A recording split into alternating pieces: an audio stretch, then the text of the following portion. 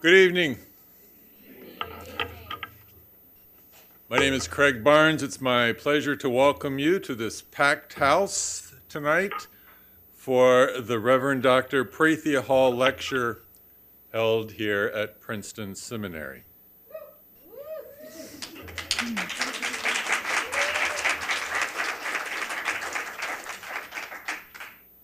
Dr. Prathia Hall was an influential activist during the 1960s civil rights movement who was deeply involved in the fight for voting rights and desegregation. She was a womanist theologian, a social ethics professor, and one of the first women ordained in the American Baptist Association. Dr. Hall earned her MDiv, THM, and PhD degrees from Princeton Theological Seminary. Commenting on her call to ministry, Dr. Hall once said, "I stood in the authenticity of my being Black, being a preacher, being Baptist, and being woman. For the same God who made me a preacher made me a woman, and I am convinced that God was not confused on either account."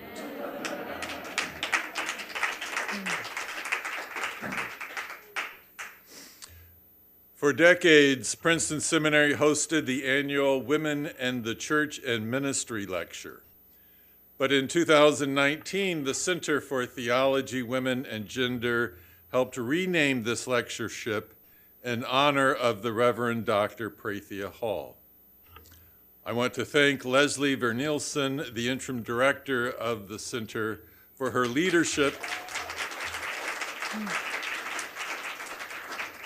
We appreciate her leadership of the Prathia Hall lecturers, including the selection of tonight's speaker.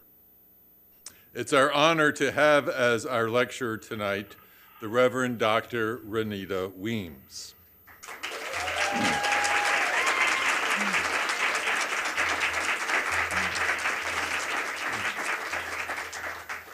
You got a lively crowd tonight.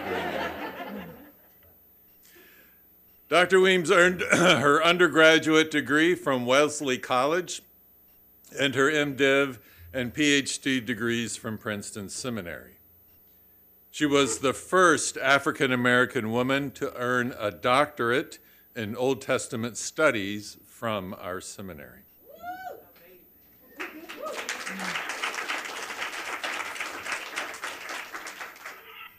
Dr. Weems has taught at Vanderbilt Divinity School, Spelman College, Howard University Divinity School, and Memphis Theological Seminary. She also recently served as academic dean at American Baptist College in Nashville, Tennessee. She is one of the nation's leading womanist theologians. Through her teaching, writings, and lectures, she's made significant theological contributions to our understanding of the intersection of race, religion, womanhood, and spirituality. She is the author of several highly acclaimed books on women's spirituality and wholeness, including Just a Sister Away and Showing Mary, How Women Can Share Prayers, Wisdom, and the Blessings of God, and What Matters Most, 10 Passionate Lessons from the Song of Solomon. Her book, Listening for God, A Minister's Journey Through Silence and Doubt, won the Religion Communicators Council's prestigious Wilbur Award for excellence in communicating spiritual values to the secular media. Dr. Weems currently serves as one of the founding pastors and chief servants of the Ray of Hope Community Church in Nashville, Tennessee.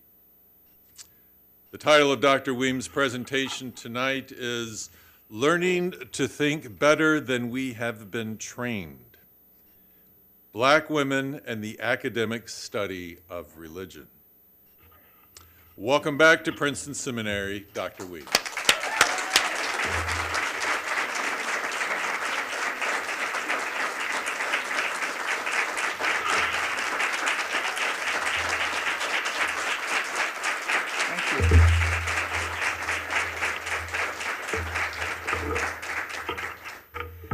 This is a full crowd tonight, and I thank you so much for this opportunity to be here. I have a number, I feel like a college professor right now. I have the laptop, I have paper, I have a book, and I will be moving back and forth between several of them.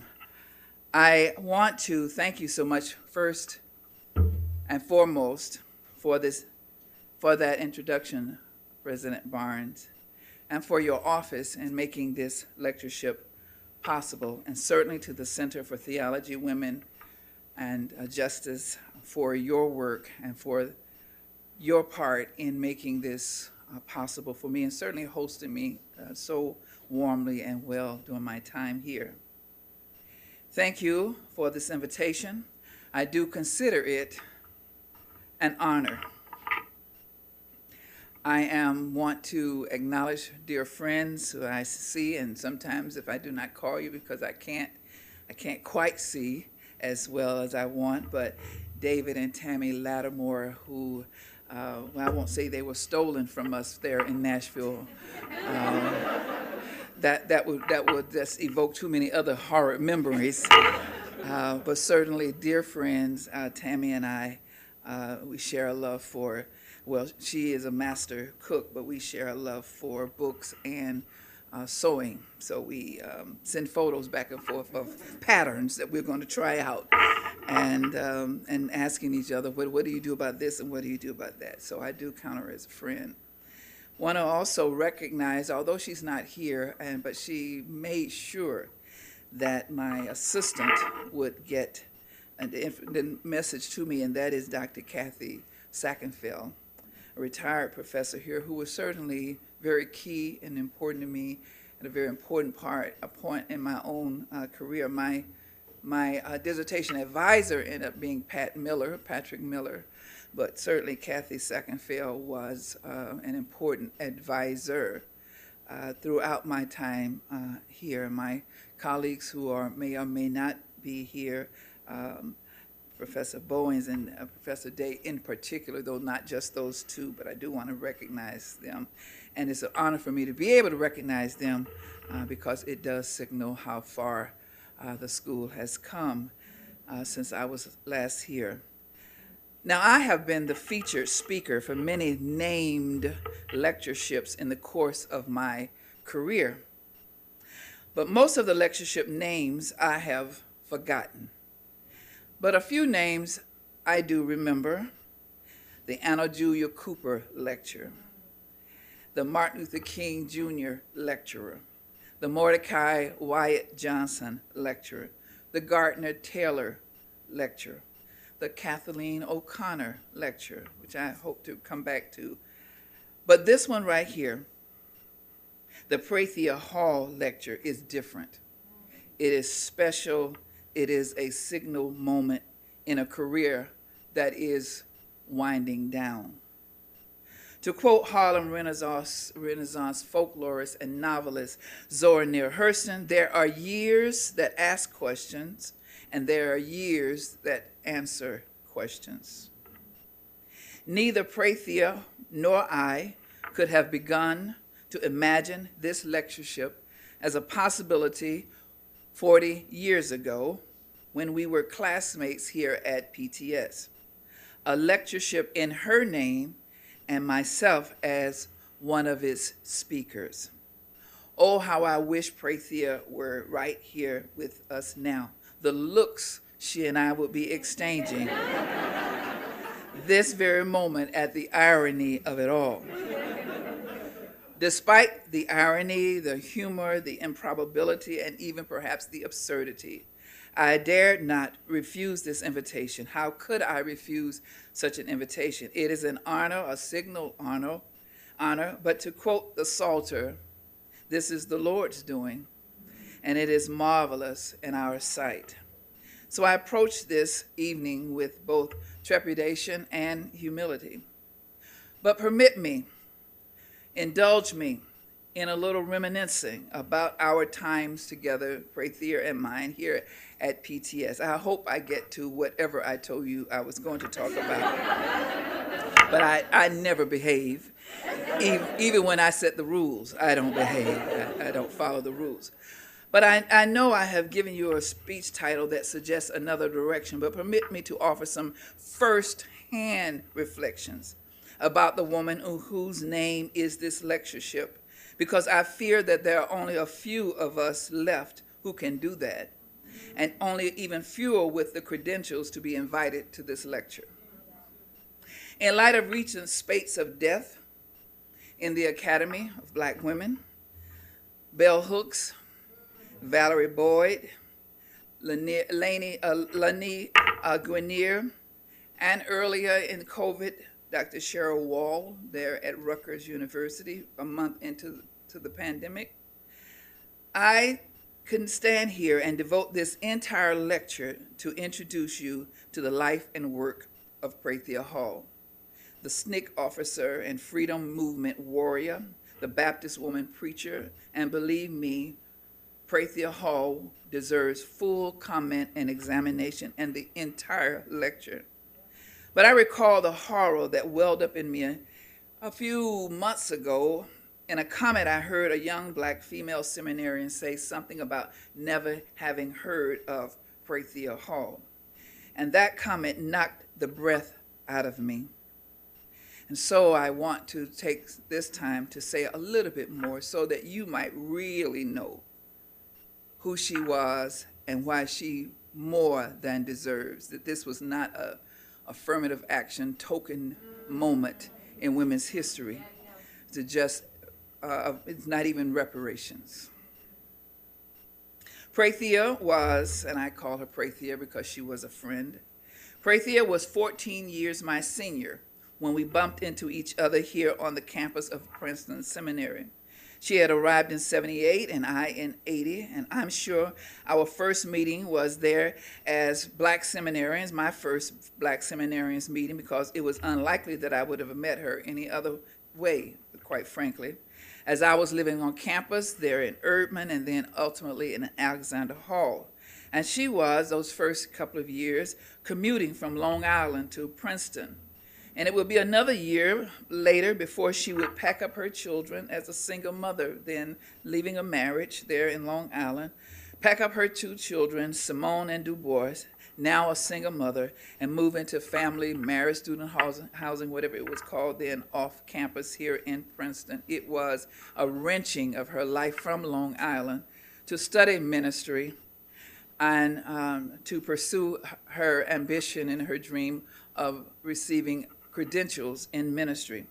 She was 14 years my senior and light years ahead of me in every area that mattered. Experience, she came here with a wealth of experience as a freedom movement organizer, as a justice organizer, as a social activist, as a Long Island School, a Board of Education member of that board, or a city council there in Long Island. There were a number of things that she brought to this task. Her intelligence, my God, Prathia was head and shoulders above all of us here as a very intelligent and just a brilliant mind. Her wisdom and insight, her maturity, and above all, her poise and her grace.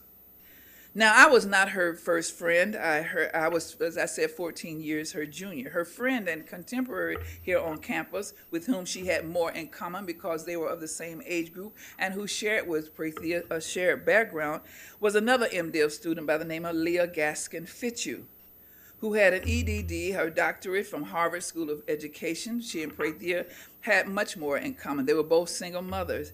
Leah had been head of the Philadelphia Urban League, a Philadelphia Commission on Human Rights, Trenton School Board, and they would be friends. I was junior when I was around them. I was a baby thinker. I was a young'un in the way. I was an aspirant. It would be a few years later, when we were the two black women in PhD programs here at Princeton, that our friendship would blossom. We were lonely and needed each other. I'm embarrassed to say that it would be even years later that I would realize what an honor it was to be Prathia's friend. She would regale me with stories about her days in SNCC.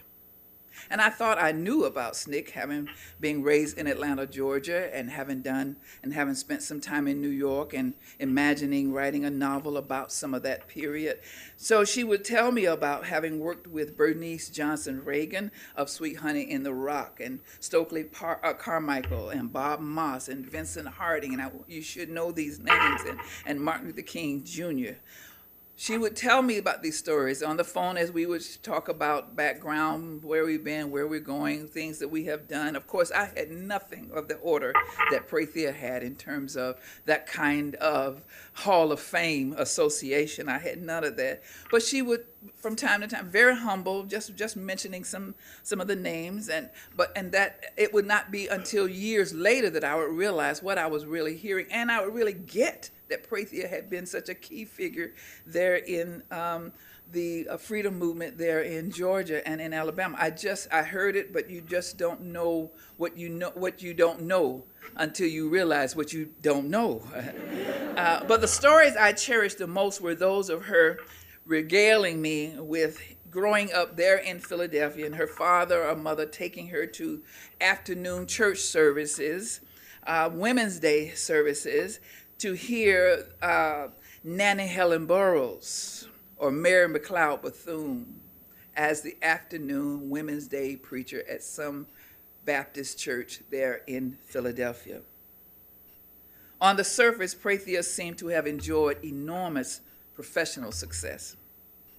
Name some of those successes for us, some that President Barnes has already mentioned.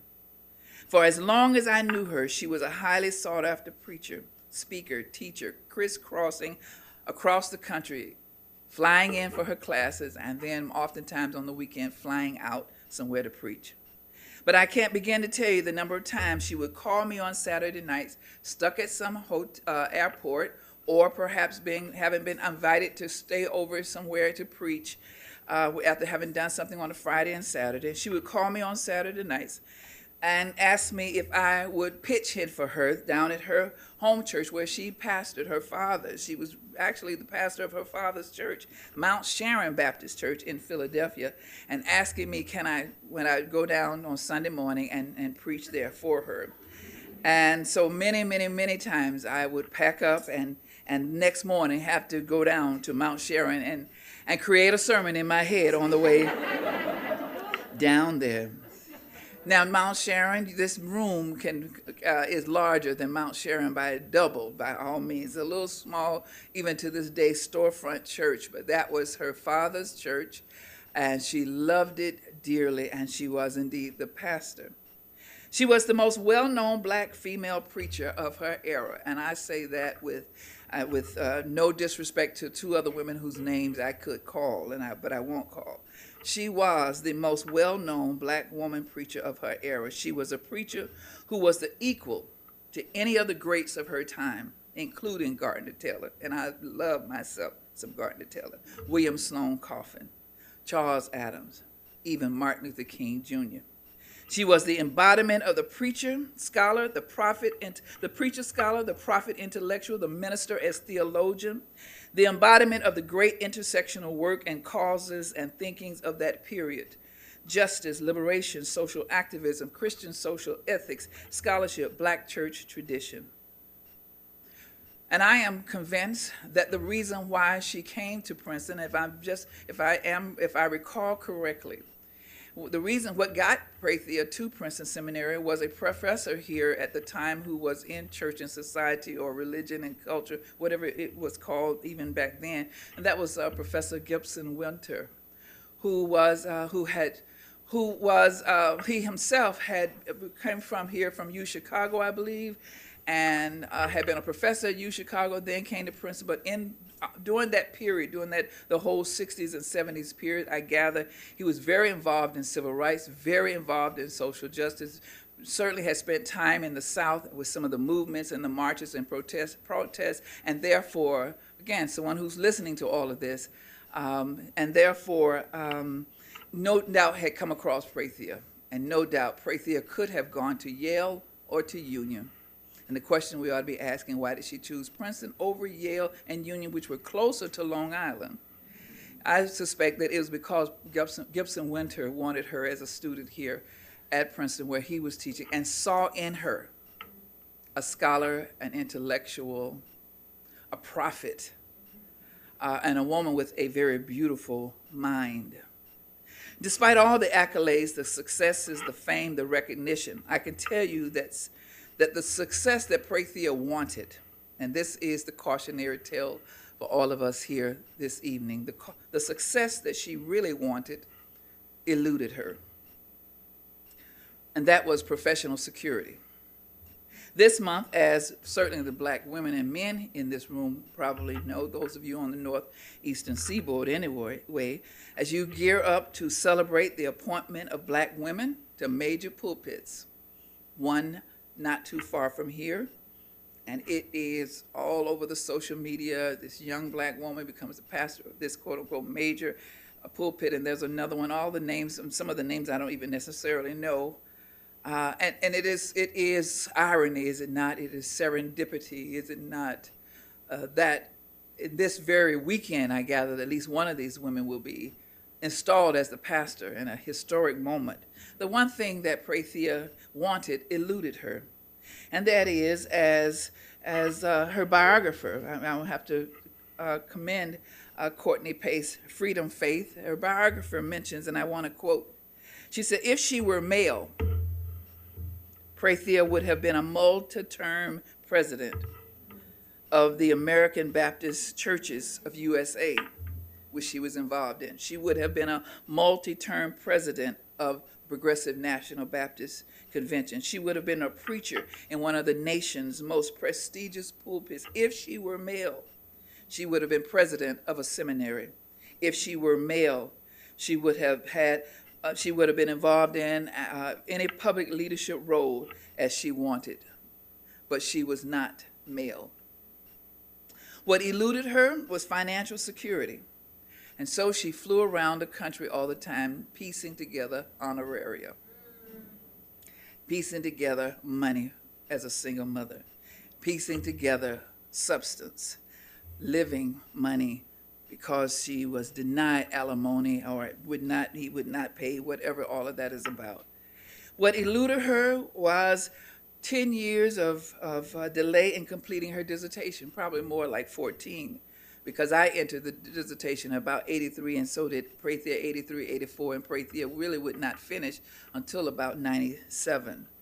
But it was a combination of health, money, traveling, and a number of things, brokenheartedness, that extended her dissertation, her working on her dissertation. And here is where I will commend PTS, because they stuck with her. Through Dr. Peter Paris and her committee, I want to commend the school for all the ways they could have, whatever that thing is that they do when you've been in the program too long, and deprogram you, disenprogram you, whatever the term, I can't remember the term. But they could have, they did threaten to. She was called to the carpet many times, and I want to thank Dr. Peter Paris, if he's listening, for advocating for her, and for a committee that ended up advocating for her, knowing the brilliance of this woman, knowing that she deserved her doctorate, and she deserved forbearance for a number of things that she was going through. What eluded her was love and companionship, love that was worthy of her, love of being chosen for preaching engagements, but not for romance. I'll let that sit with you for a minute. What eluded her was permanence and stability. When she finally completed her degree, and I believe that's about 97, she would bump around a couple of years here and there in postdoctorate and visiting lectureship scholar programs. Remember, she is 57 years old by this time. And I can't begin to tell you how much it saddens and grieves and enrages me that after decades of piecing money together, living on honoraria and student loans and dissertation fellowships, she was finally hired as the Martin Luther King Chair of Ethics. Martin Luther King, whom she had worked with. Martin Luther King, whose movement she was a part of. Martin Luther King, who the debate and contest around her "I Have a Dream" refrain and his using that. But she was finally hired. She finally got the job, finally landed as the MLK Chair of Ethics at Boston University School of Theology, a dream appointment, only to be diagnosed that same year with aplastic anemia and would be dead in 2 years.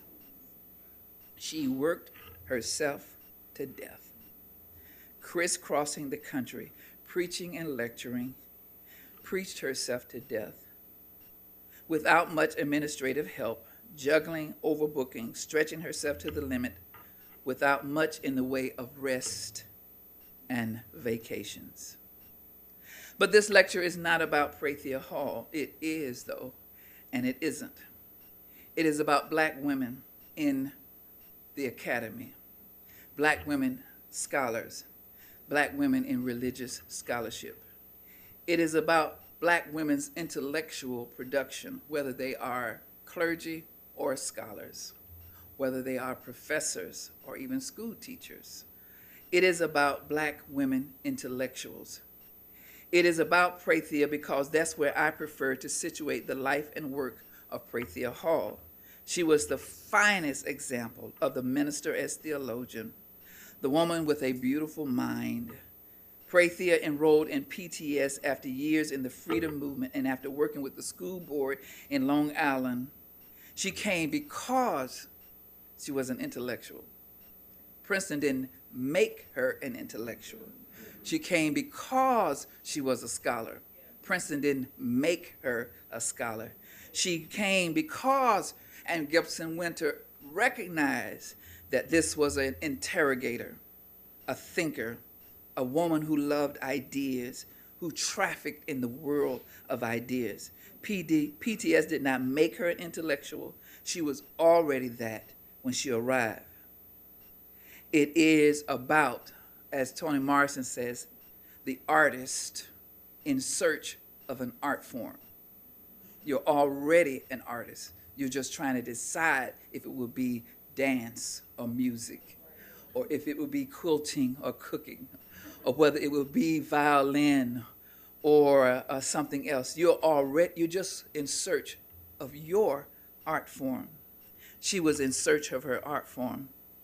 It is about the influx of black women in the Academy for the Study of Religion, and Prathia, although only 2 years formally as a professor, but certainly those 14 years of working on her dissertation, I believe she belongs in that Hall of Fame of the Academy. It is a long tradition of black women intellectuals in search of an art form, a discipline, a community, a home for their genius, as Alice Walker would say in Search of Our Mother's Garden, a home for their genius and their intellectual production. Black women geniuses that can be traced back as far back as the intellectual production of women like Phyllis Wheatley, Anna Julia Cooper, Fannie Jackson Coppin, Mary Church Terrell, Pauli Murray. And hence my title for this evening, for the time that I have left. It comes from a quote from Tony K. Bambara, a novelist in the 60s and 70s, a playwright, a poet, a warrior. She says, as a mother, teacher, writer, community worker, neighbor, I'm concerned about accurate information, verifiable facts, sound analyses, responsible research, principled study, and people's assessment of the meaning of their lives. She says, I'm interested in usable truths, which means rising above habit, making the self available to intelligence, engaging in demystification out of teachers of every truth. I am interested in thinking better than I have been trained. What does it mean to be trained, but knowing that in order to do the work that you will have to do, you will have to think even better than how you have been trained? And that is certainly the driving, I think, image for me, driving quote for me as in part of my own work and the work of a number of us who enter these halls of the academy of ministry, these spaces that were created without us in mind. In fact, spaces that were created to keep us out, spaces that were created, in fact, to make sure we never got in. So hostile, toxic spaces, and receiving from them degrees, credentials, access to spaces and places that we otherwise were never meant to occupy. Learning to think better than you have been trained. The story of the beginnings, the stories of cutting a trail in one's academic discipline, is part of a larger history that only recently is beginning to be written forthrightly. And that is, what does it mean to be a Black female intellectual, and how womanist religious scholarship belongs within and contributes to what in recent years has become an exciting new field of inquiry, namely the intellectual history of Black women. We are still learning how to write the history of Black women intellectuals. We are still learning how to write about Black women as producers of intellectual knowledge. A retrospective on the early decades of womanist biblical interpretation involves more than describing an era of the women, an era, or the women who were shaped by their era. It involves more than talking about how we contributed to solving problems of their era. It also involves trying to answer the question, what does it mean to be Black, female, and intellectual? Black women then and now face a complex set of social inequalities in our institutions and find ourselves within the field scholars today are more likely to talk about whiteness and white privilege and the white gaze, thanks to the influence of white studies and ethnic studies. We are part of a generation that pursued doctorates, not just as a result of the Black Power movement or civil rights movement or student protests and Black and white feminist movements in the 70s, but because of those movements. I want to say that again.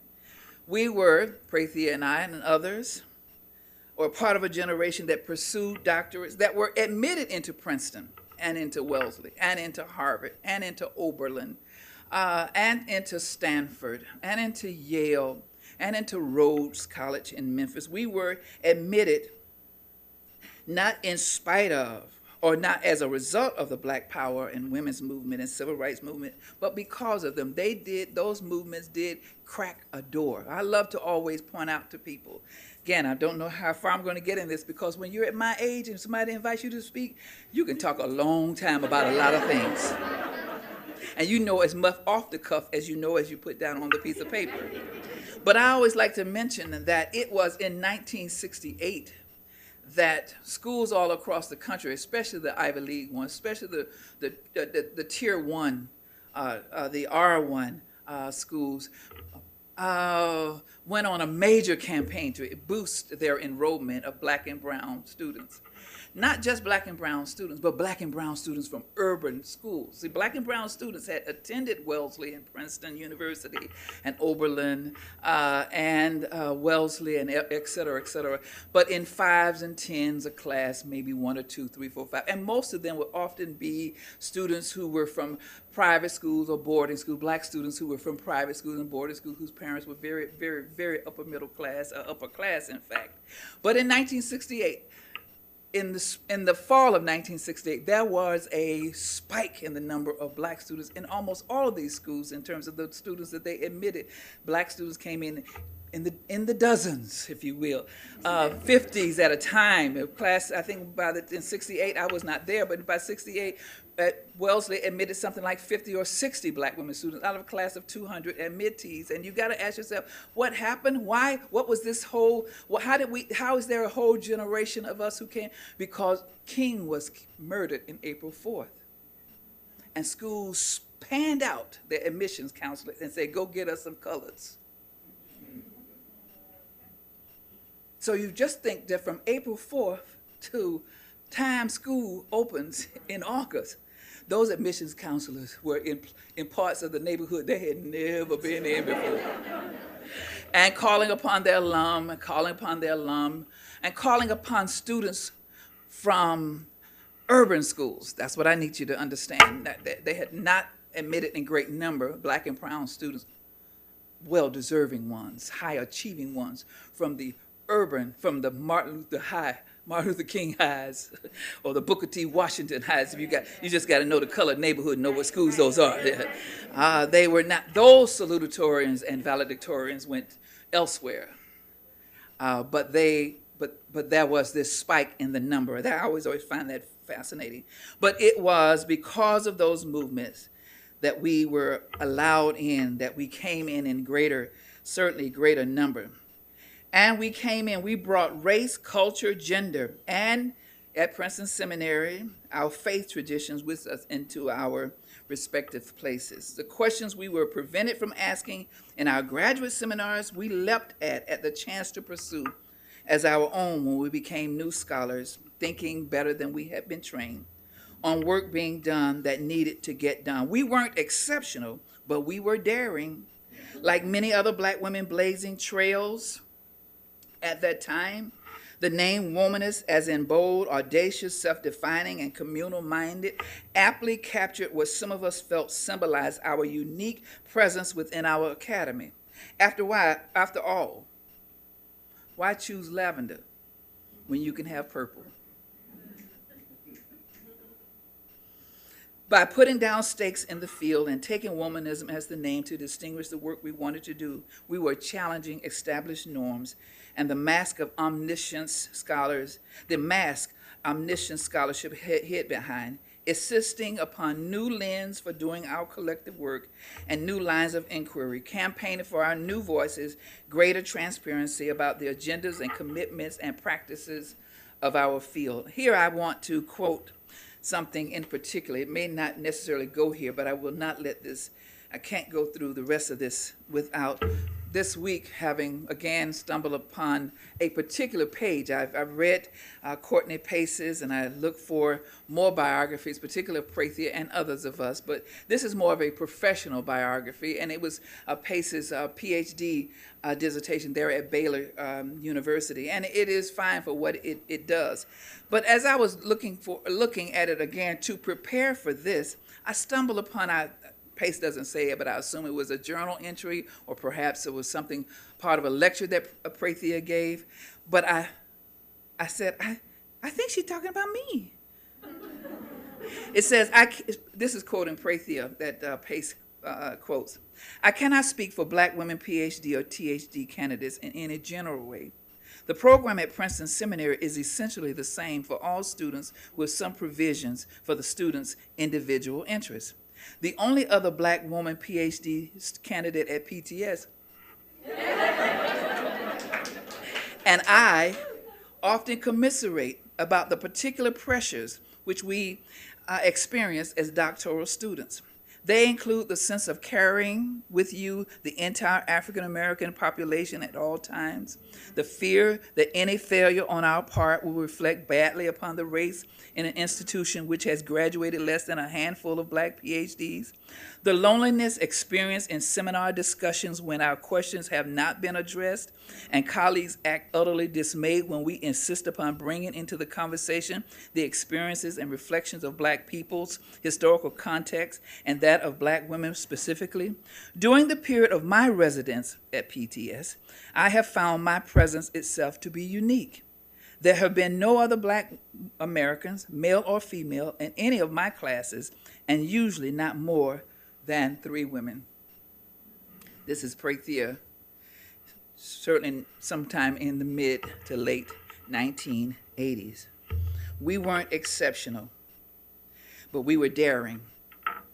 Toiling away in academic spaces not created with Black women nor Black women's questions in mind meant we had to persuade professors, and I want you to hear this part, you had to create your own discipline and then teach your professor your discipline as you create the discipline. We had to persuade professors, advisors, committees, colleagues, and Guild itself that Black women experiences were proper and serious data for biblical and theological reflection. That work for Black women scholars of religious thought meant we had to find, and in some cases, make our own sources. We had to explain and defend the legitimacy of whatever sources that we came up with. We had to write Black women into our research and do the work as if Black women had always been there. We had to write and then serve as surrogate readers to our own work and convince advisors and committees of the legitimacy of what we were doing. We had to invent ourselves and devise tools that helped with that invention.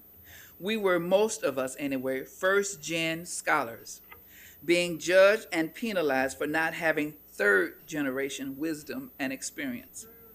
We had to invent ourselves and then write ourselves into the field of study not created with us in mind. Hence our dependence at that time, and I'm grateful to even my own committee here at Princeton Seminary. As I mentioned, Patrick Miller was my professor, but I came into so let me answer the question that has already been asked of me. Is not here, but I think this might be a good place for me to pause and say, how did I come into, why did I choose Bible or Hebrew Bible, Old Testament, or came as an MDiv student, didn't I? Mentioned to the students at lunchtime, I had no idea what really that meant because I really wanted to be a novelist in New York City, and I graduated from Wellesley in economics. I had worked for Merrill Lynch and Coopers and Lybrand as an accountant and then as a stockbroker, and then realized that I really hated both of those jobs. And they hated me as well. In fact, I quit on the day that I was about to be fired because I knew I was going to be fired, and I will not be fired. And so I was clear that I can make a life for myself there in New York City writing. And one of the photos that you see there is of the shorter woman in the white with the glasses. That is Rosemary Bray, who is now the president of Star King. I think there's a Star King there in Oakland, San Francisco. She's now the president of Star King Seminary, School of Theology, however they call it. But at the time was an editor at Essence and then Ms. Magazine, and she's the one who gave me my first writing gig and was my roommate there when I lived in the Queens area. And she herself would eventually go on into ministry and become, a huge presence in the UU denomination. I want to use the right language. I don't know if UU calls it denomination like the rest of us. The UU, and then would ultimately become the president of a seminary. So how did I actually end up? As I said at the lunchtime, I wanted to be a writer. I wanted to be a novelist. I was also religious, so I was also religious, meaning I went to church, I went to revivals, I did Bible study, but I was also wanted to be a novelist. So I spent the weekends in revival, praising the Lord, hearing Jackie McCullough and Mary Watson Stewart, falling out, speaking in tongues. And Monday through Friday, I was up in New York with the feminists and the lesbians and the homos and everybody being radicalized. I didn't tell them about them, and I didn't tell them about them. I lived, and I don't mean to be disrespectful. I'm just taking poetic comedy license right there, okay?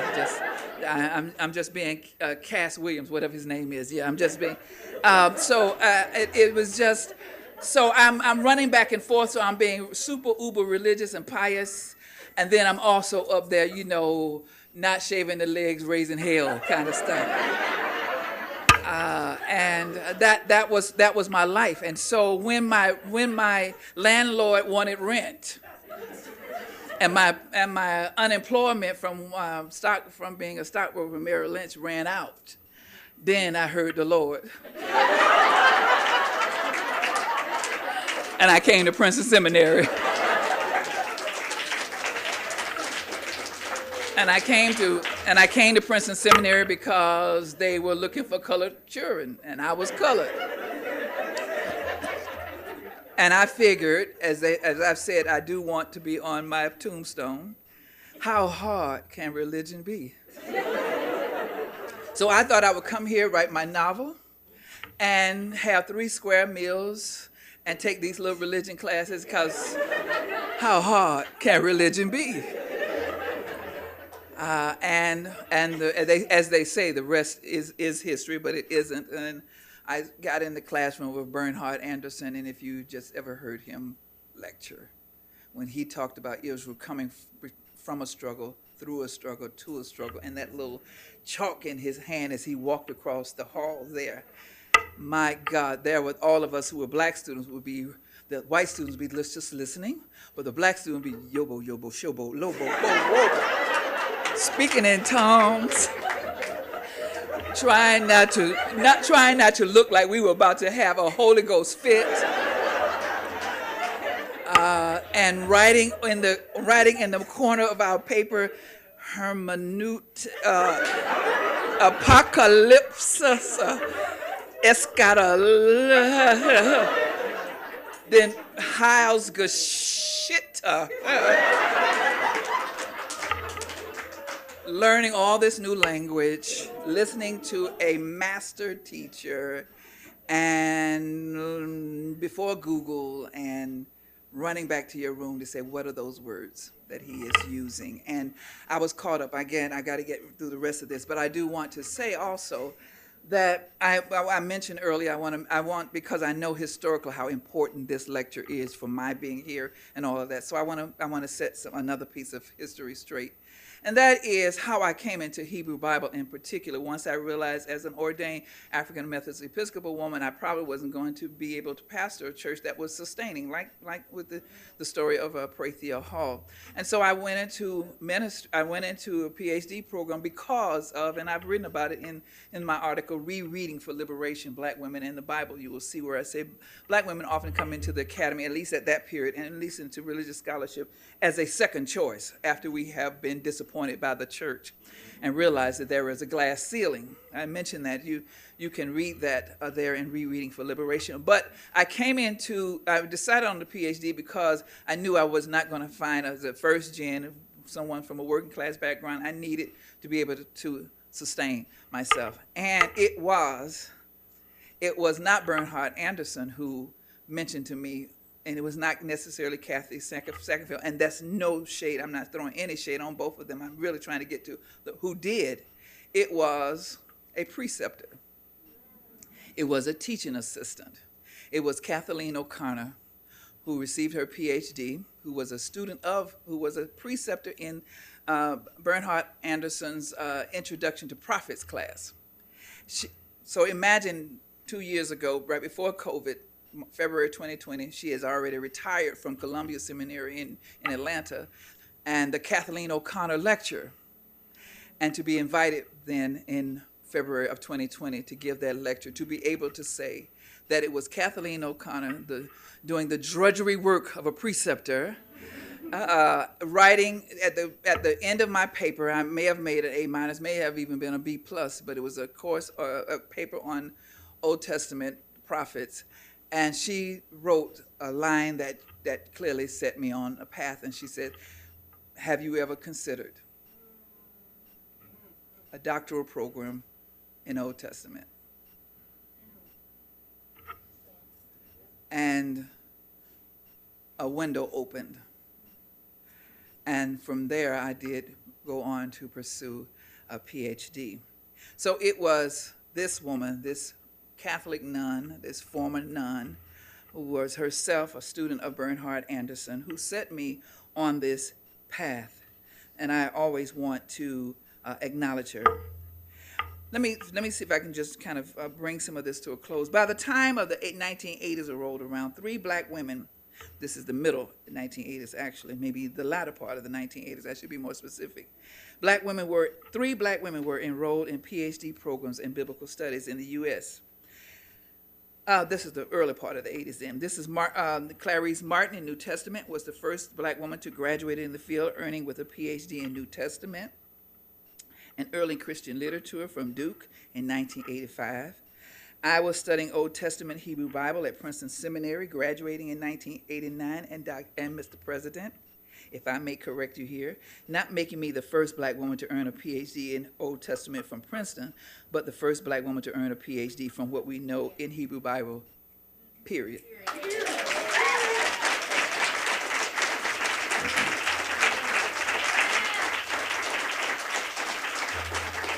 So I want Princeton to take great pride in even that the first black woman to receive a PhD in Hebrew Bible / Old Testament, period, as best as we can know. And then there was Naomi Franklin, who was also a doctoral student in Hebrew Bible in the 1980s, who later graduated in 1990 from Duke University. The critical foundational work for womanist biblical scholarship got underway in earnest in the 90s, when the only 2 black women in the field with PhDs, Clarice and myself, who, again, I know how important this lecture is historically. Clarice Martin came here as a professor of New Testament, a junior professor of New Testament, when I was, in fact, a PhD student. So Princeton hired her. Princeton was the place to hire Clarice Martin, who taught here, who came here already for the PhD, and then Prathia and I were PhD students. Did not take classes from her, but right at that period, Princeton Seminary had Clarice Martin as a professor of New Testament in the 1980s, and then Renita Weems and Prathia Hall as PhD students, and I think that is important. But when there were only 2 black women in the field were publishing articles in the 90s, but 2 black women does not a discipline make. We were working, we were young junior professors, we were writing, we were in committee meetings, we were battling with institutions, and it took its toll certainly on all of us. And what does it mean to be a black woman intellectual? It means to work in hostile spaces, being asked to do work that is extraordinary, and more work than any 1 or 2 or 3 of you can possibly shoulder. And so it means learning to have to think better than we have been trained. This was critical work where black women's voices were joining those of feminist biblical scholarship, African American biblical criticism, and other liberational scholarship, and chipping away at the field's century-long myths and falsehoods about itself.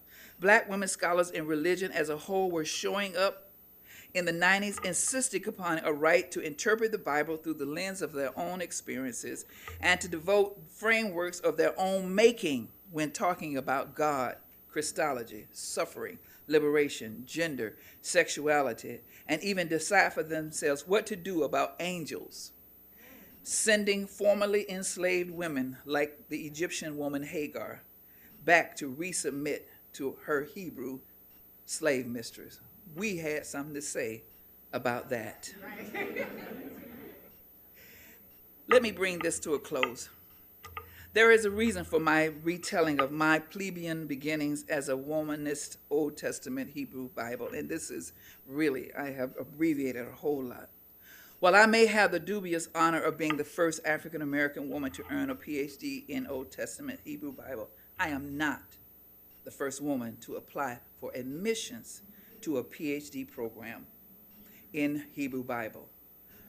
Those of you who have introduced yourselves to me as women, period, in Hebrew Bible, or women, period, in biblical studies, or men in biblical studies, let me drop this on you. I am not the first black woman to apply for admissions to a PhD program in Hebrew Bible and to be accepted. Katie Geneva Cannon has the distinction of being the first black woman to pursue doctoral studies in Old Testament Hebrew Bible.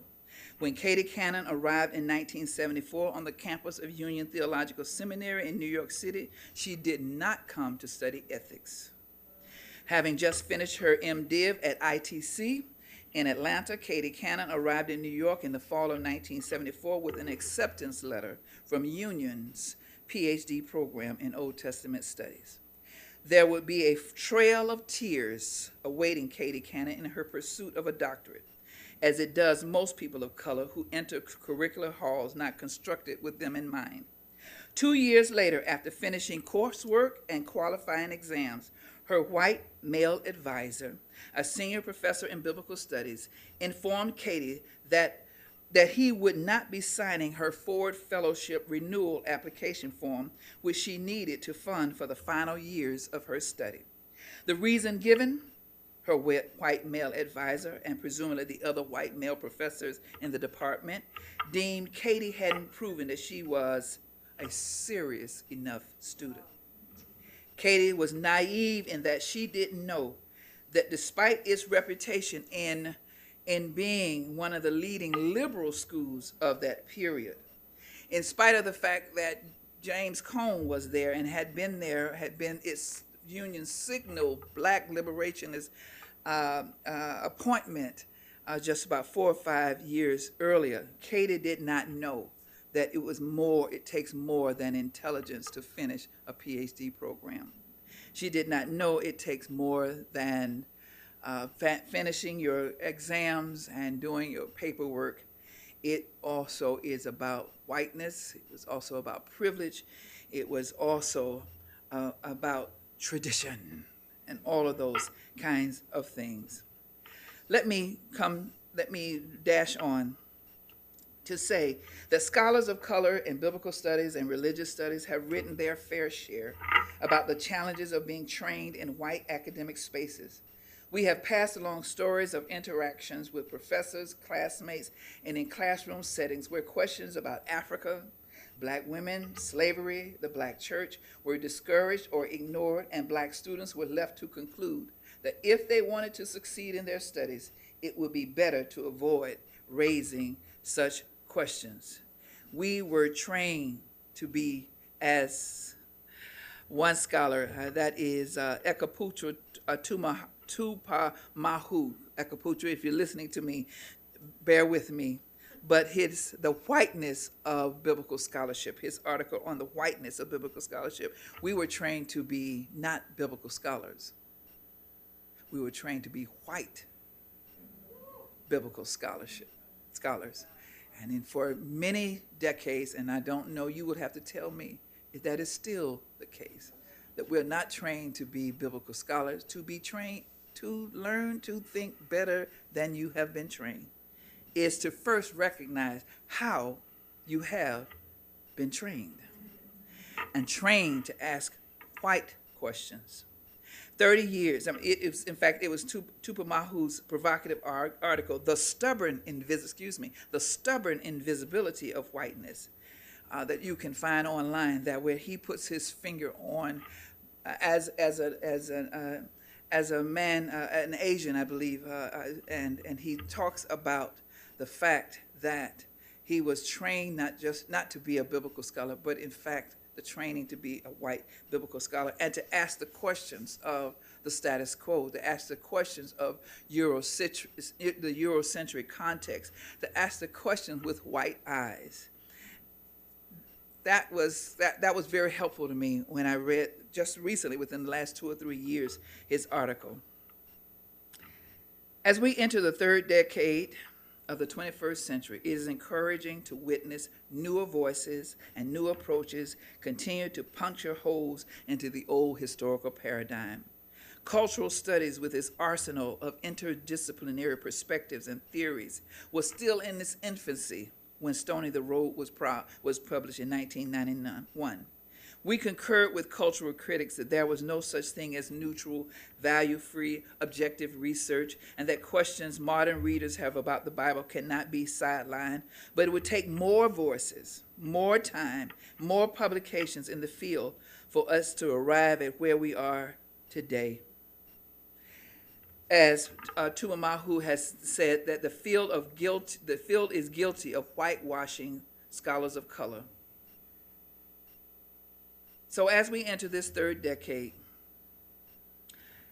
it is encouraging to witness these new voices. It is especially refreshing to be able to have a choice of a number of anthologies now published since Stony the Road by succeeding generations of black biblical scholars, male and female, pursuing new research about the Bible's impact upon culture and how its reception in culture has informed, shaped, and impacted black life, black politics, black media presentation, black institutions, and black public intellectualism. Studies of the reception of the Bible is now a fixed part of the field thanks to the influence of scholarly movements like cultural studies, interdisciplinary studies, critical race theory, and the like.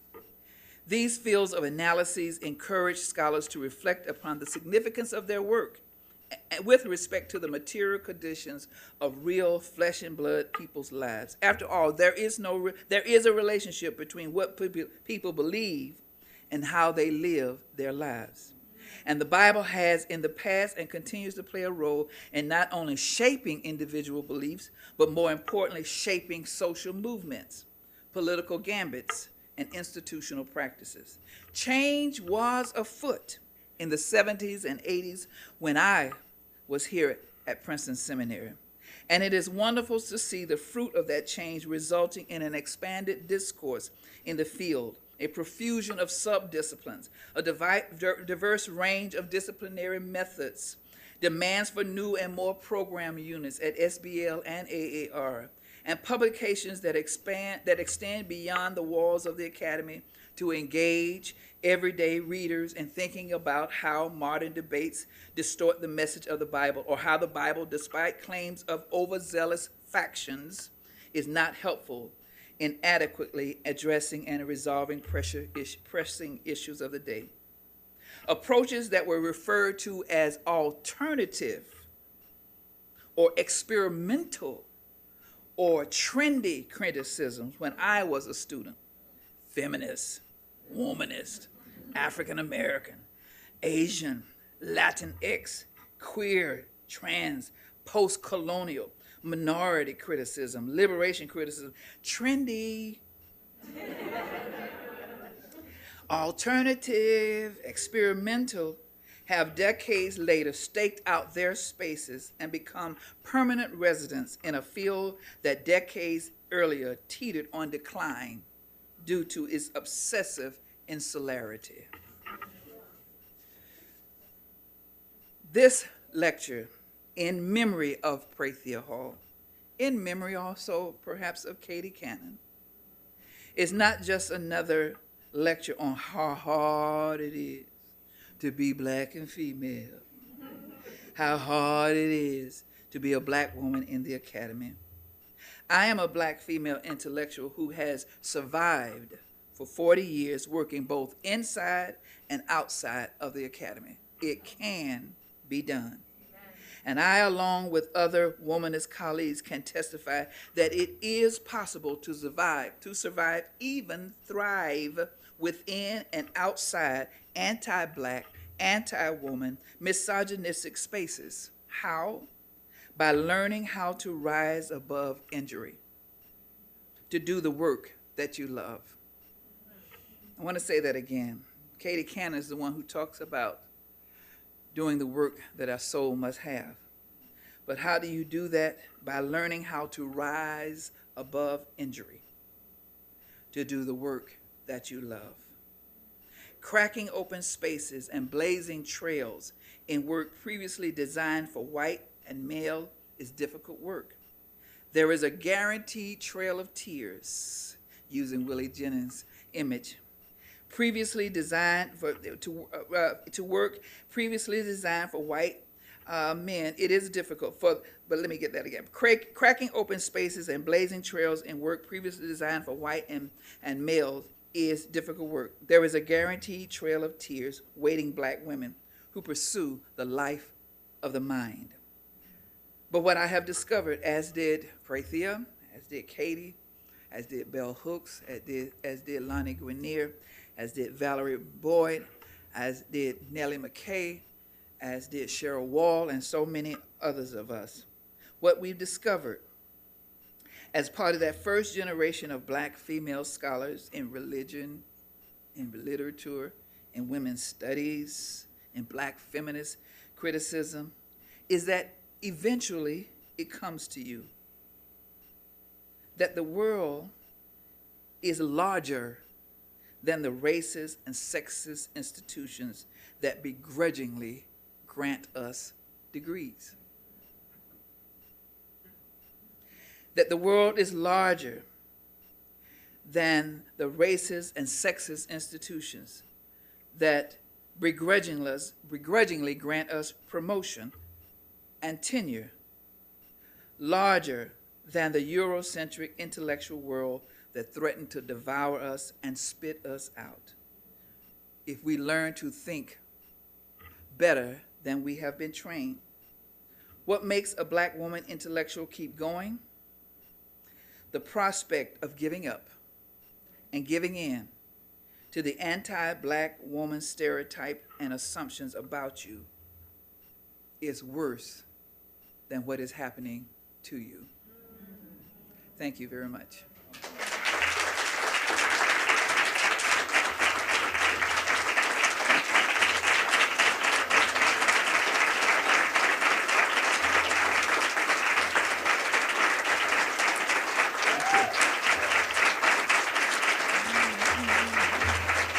Thank you,